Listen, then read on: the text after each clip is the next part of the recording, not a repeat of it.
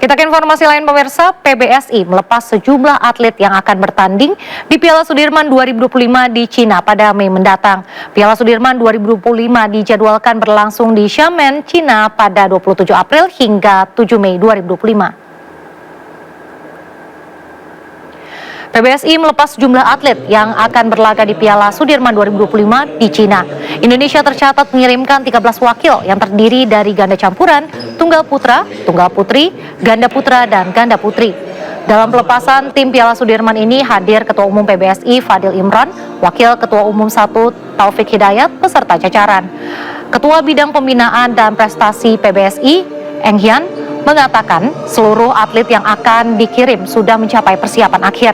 Tim Indonesia akan berangkat ke Cina pada Kamis 24 April 2025. Piala Sudirman 2025 sendiri dijadwalkan akan bergulir di Xiamen Olympic Sports Center Fenghuang Gymnasium, Cina pada 27 April hingga 7 Mei 2025.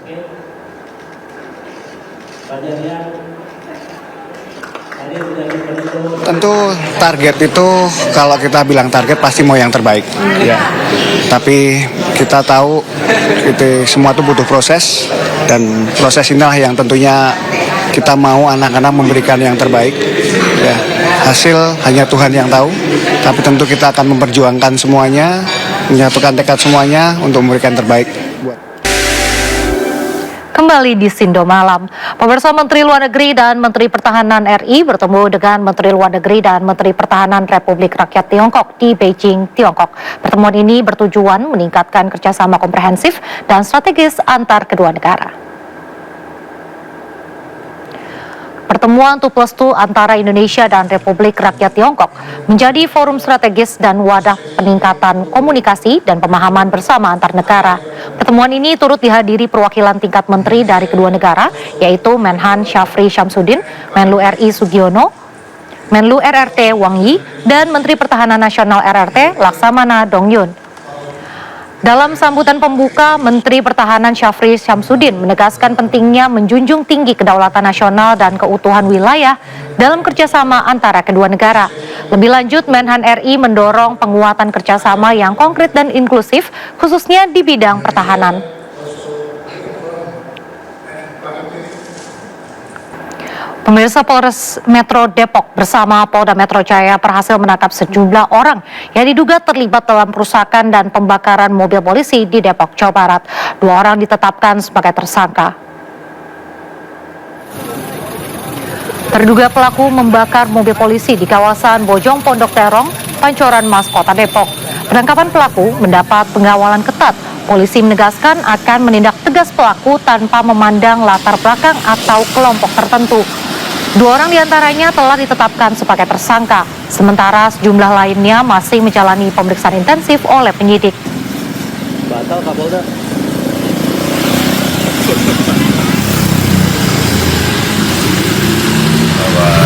Dalam kejadian yang kemarin, perintah jelas dari Bapak Kapolri untuk melakukan tindakan tegas terhadap siapapun yang melakukan pelanggaran hukum, apakah ormas manapun, semua sama di mata hukum. Dan untuk proses hukum sementara berjalan, secara detail nanti akan kami sampaikan, karena ini juga mendapat backup langsung dari Polda Metro Jaya.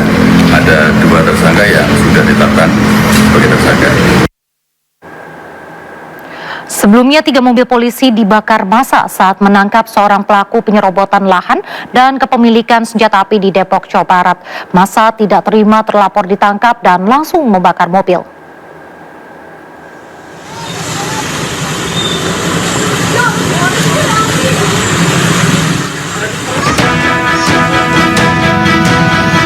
Tiga unit mobil polisi dibakar massa saat Satreskrim Polres Depok sedang menangkap terlapor kasus penyerobotan lahan dan kepemilikan senjata api. 3 mobil ini dibakar di tengah jalan dan menjadi tontonan warga. Kejadian berawal saat polisi menjemput paksa TS lantaran mangkir dari 2 kali pemanggilan atas 2 laporan polisi. Namun saat polisi menjelaskan surat perintah penangkapan, massa merusak dan membakar mobil polisi tersebut. Peristiwa tersebut berasal dari tindakan kepolisian kepolisian, rekan-rekan Satreskrim Polres Metro Depok. Jadi kegiatan yang kami lakukan adalah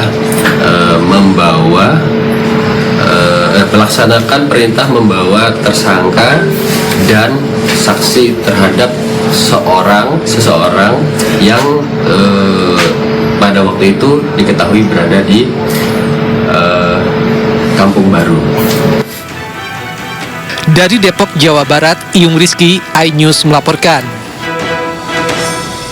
Pemirsa, Badan Penyelenggara Jaminan Produk Halal atau BPJPH bersama Badan Pengawas Obat dan Makanan atau BPOM merilis daftar produk makanan olahan yang ditemukan mengandung unsur babi. Baik teman-teman sekalian, sekali lagi saya tegaskan. Kepala BPJPH Haikal Hasan menjelaskan unsur babi ditemukan pada 9 produk makanan. 7 diantaranya telah memiliki sertifikat halal. Terkait temuan ini, BPJPH memberikan sanksi tegas, salah satunya dengan melayangkan surat panggilan kepada para produsen dan distributor untuk penarikan produk dari pasar. 10.000 orang, namun masih kurang. Yang akan kami fokuskan adalah telah ditemukan 9 produk makanan olahan mengandung unsur babi yang beredar di Indonesia. Dan pembuktian ini dilakukan melalui uji laboratorium, baik laboratorium BPOM maupun laboratorium kami, yaitu BPJPH. Dan harus kami sampaikan juga bahwa laboratorium kami adalah salah satu laboratorium dengan tingkat ketelitian tertinggi di Indonesia. Terhadap produk bersertifikat halal, BPJPH memberikan sanksi berupa penarikan produk dari peredaran sesuai dengan peraturan pemerintah tahun nomor 42 tahun 2024 tentang penyelenggaraan jaminan produk halal. Terhadap produk yang tidak bersertifikat halal, BPOM memberikan sanksi berupa peringatan instruksi kepada pelaku usaha untuk menarik produk dari peredaran berdasarkan Undang-Undang Nomor 18 Tahun 2012 tentang Pangan dan PP Nomor 69 Tahun 99 tentang label dan iklan pangan. Kami juga sudah berkoordinasi dengan Komdigi dan kementerian-kementerian terkait serta asosiasi e-commerce untuk menghentikan penayangan produk-produk yang dimaksud. Kami menghimbau kepada masyarakat Indonesia untuk, ini kepada masyarakat, please semuanya tolong laporkan bila menemukan produk yang mencurigakan dan atau mengandung zat yang tidak. Beragam informasi menarik lainnya akan hadir usai jeda, tetaplah di Sindo Malam.